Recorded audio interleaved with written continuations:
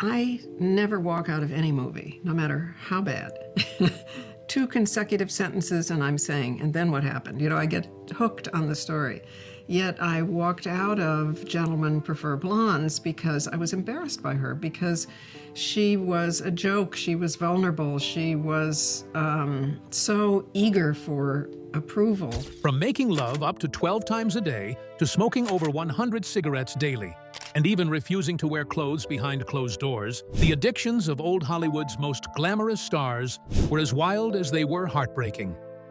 Behind the gowns, the red carpets, and the flashing cameras, these women hid secret struggles that few ever saw.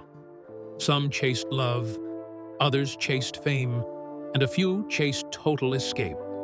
Today, we are peeling back the glitter to reveal the truth behind 16 of the most bizarre and intense addictions ever hidden in Hollywood's golden age. Let's begin. Alcohol. Judy Garland. The world adored Judy Garland's smile, but few knew the weight behind it. Forced into fame at just 13 years old, Judy's childhood was sold to Hollywood. MGM controlled every detail of her life, from what she ate to when she slept. To keep her thin and alert, they gave her stimulants. To help her sleep, they gave her pills. Caught in this cycle before she even understood it, Judy quickly became both a product and a prisoner of the studio system. As she grew into adulthood, the pressure didn't let up.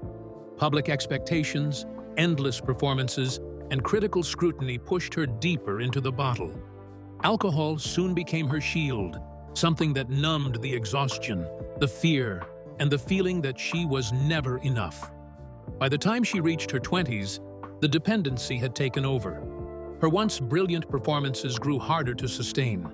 Her iconic voice began to tremble, and emotional breakdowns became all too common. Still, she kept performing. With each smile on stage, she masked a storm inside. In one of her most vulnerable reflections, Judy said, "I can live without money, but I cannot live without love." And perhaps that's what she was always chasing. Not just applause, but affection. Not just fame, but safety. Her tragic death at just 47 wasn't just the end of a life. It was the echo of a system that consumed her. The voice that gave us Over the Rainbow was finally silenced, leaving behind a legacy of beauty, brilliance, and pain. Now, let's shift from one tragic icon to another. Marilyn Monroe, a woman whose public glow hid a life ruled by pills, pressure, and the desperate search for peace. Amphetamines. Marilyn Monroe. Marilyn Monroe was the picture of perfection. America's blonde bombshell, the eternal symbol of glamour and seduction. But behind the platinum curls and red lips lived a woman constantly walking a tightrope between brilliance and breakdown. From the moment she stepped into the spotlight, the world expected her to sparkle. Studios demanded she be radiant at all hours, flawless under pressure. And when exhaustion crept in, there was always someone ready with a prescription. Doctors handed her pills like candy, amphetamines to wake up, barbiturates to sleep. It wasn't a lifestyle, it was survival. What started as a way to manage the demands of fame became a crutch she couldn't let go of. She grew dependent, trapped in a cycle where every waking moment had to be chemically controlled.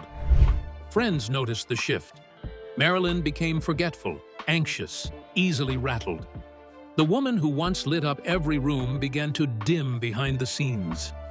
The lines between performance and reality blurred until even she couldn't tell where Norma Jean ended and Marilyn began. Her iconic smile masked a heart burdened by loneliness. In one of her most revealing moments, she once said, "I'm just a small girl in a big world trying to find someone to love." That line wasn't scripted. It was truth. A raw confession from a woman who, despite global adoration, felt heartbreakingly alone. In August 1962, at just 36 years old, Marilyn was found dead in her Los Angeles home. The official cause was an overdose, but to many, it felt like the tragic ending of a woman who had been slowly fading for years. Drowned by pressure, numbed by pills, and failed by the very system that made her a star. As the world mourned Marilyn, Another star was making headlines not for addiction to substances, but to something just as powerful. Tallulah Bankhead, a woman whose fierce appetite for pleasure couldn't be tamed. Sex addiction. Tallulah Bankhead. Tallulah Bankhead wasn't like other stars. While most Hollywood actresses carefully guarded their images, Tallulah tore hers wide open for the world to see. She didn't hide her flaws, she flaunted them. Her smoky voice, razor-sharp wit, and scandalous sense of humor made her a magnetic presence both on and off the screen. But behind that magnetic charm was something deeper, a hunger, not for fame or fortune, but for intimacy, validation, and the intoxicating high of being desired. Tallulah's addiction wasn't a pill or a drink, it was people, the constant pursuit of love, lust, and thrill. She was famously open about her lovers, men, women, anyone who caught her attention. She blurred the lines of convention with her unapologetic lifestyle, leaving Hollywood buzzing and gossip columns overflowing. Yet it wasn't just rebellion, it was compulsion. She needed connection the way others needed air. Her identity became entangled in her affairs. Acting, though a gift, often took a back seat to her impulses. The thrill of seduction, the temporary closeness, it gave her a sense of control, even if fleeting. "I'll try anything once, darling," she famously declared, "twice if I like it, 3 times to make sure." It wasn't just a quip, it was her code, her coping mechanism. As she aged, the spotlight dimmed. Her once buzzed about romances became whispers, and the public moved on. But Tallulah, still craving attention, found herself increasingly isolated. She lived her final years in declining health, battling pneumonia, malnutrition, and loneliness. When she died at 66, the world lost a legend, but also a woman who had spent her life chasing love, only to end up without it. And just as Tallulah sought escape through others, the next star turned inward. Jean Seberg, broken by betrayal and surveillance, used pills not for pleasure, but to quiet a world that had turned brutally against her. Barbiturates. Jean Seberg. Jean Seberg had a face that defined French New Wave cinema, ethereal, intelligent, unforgettable. At just 20 years old, she became an icon in Breathless, a symbol of effortless cool. But the real Jean was anything but carefree. Beneath her delicate smile was a woman slowly being crushed by forces far bigger than fame. In the 1960s, Jean became politically active. She supported civil rights causes and even helped fund the Black Panther Party. That decision would haunt her. The FBI, under its COINTELPRO program, targeted her as a political threat. They bugged her phone, followed her every move, and leaked false stories to the press. Most damaging of all, a lie about the father of her unborn child. That lie devastated Jean. She gave birth prematurely, and the baby died just 2 days later. At the funeral, she showed the baby's body in an open casket to prove the father wasn't who the FBI claimed. The world saw the grief, but few understood the depth of her suffering. As the media turned on her and her mental health declined, Jean turned to barbiturates. At first, they were a way to sleep. Then, they became a way to disappear. Her friends saw the change. She became anxious, reclusive, fragile. "I never knew until then how bad it could feel to lose something you never really had," she once wrote. That line, raw and honest, captured the hollow ache of a woman fighting to stay afloat in a world that had betrayed her. In 1979, Jean was found in her car in Paris, wrapped in a blanket with an empty pill bottle beside her. She had been missing for 11 days. She was 40. Though officially ruled a probable suicide, her death remains cloaked in mystery and sorrow. While Jean used pills to numb the pain of being hunted and humiliated, Zsa Zsa Gabor found a different kind of escape. Her addiction didn't come in a bottle. It sparkled in diamonds, shimmered in designer gowns, and whispered from behind velvet ropes. Let's move now to a star who used luxury as her shield. Shopping addiction. Zsa Zsa Gabor. Zsa Zsa Gabor didn't just live in luxury. She breathed it. With her heavy accent, unapologetic charm, and iconic one-liners, she turned extravagance into an art form. To the public, she was the epitome of old Hollywood glamour. A woman dripping in diamonds, trailed by paparazzi, always in the most expensive gowns. But behind the pearls and paparazzi flashes, Zsa Zsa was fighting a quieter battle. Her addiction wasn't to substances, it was to shopping. Endless, compulsive, impulsive shopping. Furs, jewels, sports cars, estates around the world. She once said, "I never hated a man enough to give him his diamonds back." On the surface, it was witty. Underneath, it was revealing. She wasn't just buying things. She was buying identity, buying worth, buying something that felt permanent in a world where beauty and fame were fleeting. Zsa Zsa had 9 husbands, each one coming with more lavish gifts and more reasons to keep up appearances. As the roles disappeared and the cameras faded, the shopping escalated. It wasn't about need, it was about control. A way to stay in the spotlight, to remind the world that she was still somebody. Friends and family saw the truth. They watched as the woman who once lit up screens became a prisoner to her own persona. She clung to luxury like a lifeline, terrified that without it, she might vanish. Her finances suffered, her health declined. But the image of Zsa Zsa, flawless, fabulous, untouchable, remained.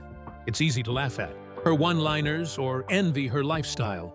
But beneath the glitter was someone deeply afraid of becoming irrelevant, unloved, forgotten. Shopping became the mask she wore when her fame began to fade. And while Zsa Zsa tried to buy her youth, Joan Crawford took a scalpel to hers. Up next, the story of an icon so terrified of aging that she went to painful extremes to stay young forever. Plastic surgery. Joan Crawford. Joan Crawford was a force, fierce, glamorous, untouchable. But as she aged, Hollywood's obsession with youth turned cruel. Roles dried up, headlines turned harsh, and Joan, determined never to fade, turned to plastic surgery. She didn't just dabble, she became obsessed. Secret procedures, harsh beauty routines, and icy cold cream rituals became her way of holding on. The scalpel wasn't just cosmetic, it was a shield against irrelevance. Love is a fire, but whether it's going to warm your hearth or burn down your house, you can never tell, she once said. That fire drove her, consumed her, and eventually left scars deeper than skin. Her daughter, Christina Crawford, later revealed the pressure and the psychological toll in Mommy Dearest. Joan's pursuit of perfection came at a cost, one that haunted her image long after she was gone. From one Hollywood icon chasing youth, we moved to another who clung to a more dangerous habit. Bette Davis, whose voice and style were defined by the smoke she couldn't put down. Cigarette addiction. Bette Davis. Bette Davis was iconic, sharp, intense, unforgettable. Her voice was gravel, her stare ice. And at the heart of that image? Cigarettes. Lots of them. At her peak, she smoked over 100 a day. It became part of her look, her power. On set, off set, always a cigarette in hand. But it wasn't just image. It was escape. A way to soothe nerves, kill time, and mask pain. "I'd like to kiss you, but I just washed my hair," she famously quipped. That same wit masked the toll smoking was taking on her body. Later in life, she battled breast cancer and suffered several strokes. Health issues doctors linked to her chain smoking. Still, she remained unapologetic. Her addiction shaped her persona and, eventually, her legacy. And while Betty burned bright, another star struggled to sleep at all. Carole Lombard, whose nights were filled with pills and pressure. Sleeping pills. Carole Lombard. Carole Lombard lit up every room with her charm and quick wit. Audiences adored her for her effortless humor. But off-screen, the pressure of fame kept her mind racing long after the cameras stopped rolling. To sleep, she turned to sedatives, sleeping pills that dulled her anxiety and let her rest. In those quiet hours, Away from the spotlight, she battled the very thing that made her famous, being on all the time. She once said, "I live by a man's code, designed to fit a man's world. Yet at the same time, I never forget that a woman's first job is to choose the right shade of lipstick." Beneath the humor was exhaustion. Her dependency was never public knowledge. It stayed in the background until her tragic, sudden death in a plane crash at just 33. The world mourned a star, never fully knowing how she struggled just to sleep. And while Carol sought peace in pills, another legend buried her feelings in relentless work. Katharine Hepburn. Workaholism. Katharine Hepburn. Katharine Hepburn wasn't like the other actresses of her time. She didn't play by the rules, and she didn't care who noticed. But beneath her independence was a relentless drive, an addiction to work. From stage to screen, she rarely rested. Perfection wasn't a goal. It was a requirement. When life got messy, she buried herself in scripts, rehearsals, and performances. She once admitted, "If you obey all the rules, you miss all the fun." But the truth was, she used work as armor. It kept emotions at bay, grief in check, and vulnerability out of reach. Romantic relationships suffered. Friendships grew distant. She was always moving, always focused, always working. Her legacy is filled with awards, iconic roles, and groundbreaking independence. But behind the success was a woman who feared stillness, because in stillness, she'd have to feel. From one bold, self-made woman to another, let's talk about Mae West, whose secret thrill came not from the stage, but from the poker table. Gambling. Mae West. Mae West was fearless, fabulous, and always in control, or so it seemed. Behind the scenes, she had a secret vice: gambling. And she didn't play small. Poker nights at her mansion, high-stakes bets, private games among Hollywood's elite. Mae loved the thrill. Winning was validation. Losing only fueled the chase. It wasn't about money, it was about power. "I never said it would be easy, I only said it would be worth it," she famously quipped. And for her, the risk was always worth the reward. Her gambling wasn't public scandal. It was quiet, controlled, and deeply personal. But it mirrored her entire life: bold, unpredictable, and always a little dangerous. As Mae bet big, another Hollywood beauty would fall hard, not from cards, but from codeine. Absolutely. Here is the continued script for points 11 to 15, with each section around 400 words, written in a smooth storytelling tone with clear transitions. Codeine. Barbara Payton. Barbara Payton was once the embodiment of Hollywood's blonde bombshell, gorgeous, bold, and full of potential. But her story became one of the most tragic cautionary tales in film history. At first, codeine was just a painkiller, a doctor's prescription meant to ease the physical stress of long shoots and emotional meltdowns. But like many stars of her time, Barbara quickly crossed the line from use to abuse. She leaned on the drug not just for pain relief, but to dull the sting of a collapsing career, failed romances, and constant rejection. Her personal life spiraled into chaos. Turbulent affairs, including one that led to a violent love triangle, dominated tabloids. As roles dried up, Barbara turned to alcohol and more pills to escape reality. Codeine became her companion, quieting the noise and numbing the heartbreak. "I've made 1,000 mistakes," she once said in an interview, "but the worst was forgetting my worth." Her downfall was brutal. Once gracing red carpets, she ended up sleeping on them. By the time she was 39, she had lost everything: her money, her fame, her health. She died alone and penniless.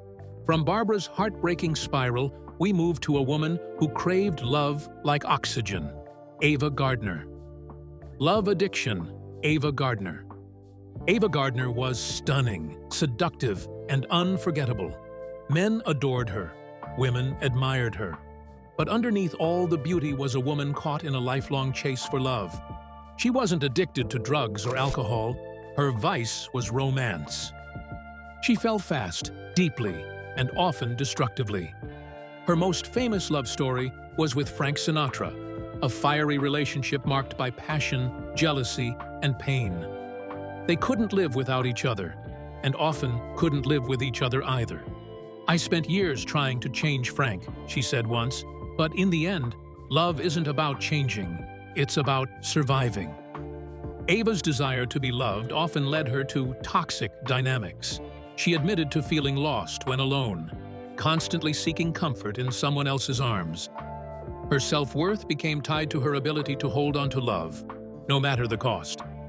As her career aged, so did her lovers, and the loneliness became harder to bear. In her later years, Ava retreated from the limelight, but never fully from her heartbreak. While Ava looked for love to fill a void, Clara Bow, the original It Girl, was facing a different kind of pressure, the kind that demands physical perfection at any cost. Eating disorders. Clara Bow. Clara Bow didn't just light up the silent screen. She defined it. Her raw, magnetic energy made her the first true It Girl. But with fame came scrutiny, and that spotlight wasn't kind. In the 1920s, there were no personal trainers, nutritionists, or body positivity campaigns. There was only the relentless pressure to be thin, flawless, and desirable. Clara, already insecure from a traumatic childhood, internalized it all. She starved herself. She purged. She obsessed over every pound and every angle of her reflection.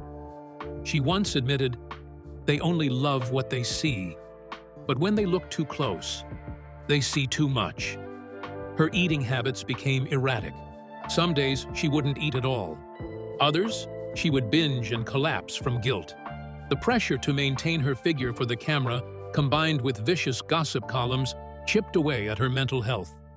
By the time she reached her early 30s, Clara had faded from the screen. Hollywood moved on. She withdrew completely, retreating to a life of seclusion, anxiety, and deep sadness. Clara tried to control her body because she couldn't control her world. And next, we look at someone who also craved control, but through an addiction that was hidden behind spotless surfaces: obsessive cleaning. Obsessive cleaning. Loretta Young. Loretta Young was grace personified. Elegant, religious, soft-spoken. But behind her polished image was a fierce, relentless obsession with cleanliness. Raised in a strict Catholic household, Loretta developed an intense fear of sin, germs, and disorder. As her fame grew, so did her compulsion. Every object had to be in its place, every corner dust-free. Her staff whispered stories of her scrubbing walls herself, sometimes late into the night. "Cleanliness is next to godliness," she once said. But for Loretta, it wasn't just about hygiene. It was about control. In a world where her private life, including a secret pregnancy with Clark Gable, had to be hidden to preserve her image, cleaning gave her power. Her children later described her rituals as extreme. Doorknobs were disinfected constantly. Sheets were changed daily. Guests felt unwelcome unless they followed her rules. Loretta wasn't trying to impress the world. She was trying to manage the chaos within. And while Loretta tried to keep life spotless, Gloria Swanson, ever the star, refused to fade, even as time marched on. Her addiction? Fame itself. Fame addiction. Gloria Swanson. Gloria Swanson once ruled the silver screen. Her name was a symbol of elegance, power, and glamour. But when the cameras stopped rolling, she couldn't stop chasing the spotlight. Unlike other stars who gracefully aged out of fame, Gloria clung to it. She reinvented herself, launched comebacks, and even played a haunting version of herself in Sunset Boulevard, a role so eerily true it left audiences wondering how much was fiction. "I'm ready for my close-up, Mr. DeMille," she purred in the film's final scene, a line that mirrored her real-life desperation to stay seen. Gloria appeared on talk shows, fashion spreads, and any stage that would have her. She was magnetic, yes, but also fearful. Fame was not just a career. It was her identity, her oxygen. But fame is a fickle lover. And by the end, even Gloria had to admit that the applause fades, the cameras go cold, and all that's left is the echo. Which brings us to our final story, one of rebellion, addiction, and legacy. Louise Brooks and her unapologetic love for cocaine. Absolutely. Here's the final chapter and the closing section of the video script. Chick-tings. Cocaine. Louise Brooks. Louise Brooks was the wild child of old Hollywood, rebellious, sharp-witted, and unafraid to speak her truth. While other actresses followed the rules, Louise tore up the script. She smoked, drank, cut her hair into that iconic bob, and danced long into the nights of the Roaring Twenties. But behind her devil-may-care smile was a growing addiction: cocaine. For Louise, cocaine wasn't just a party drug. It was freedom.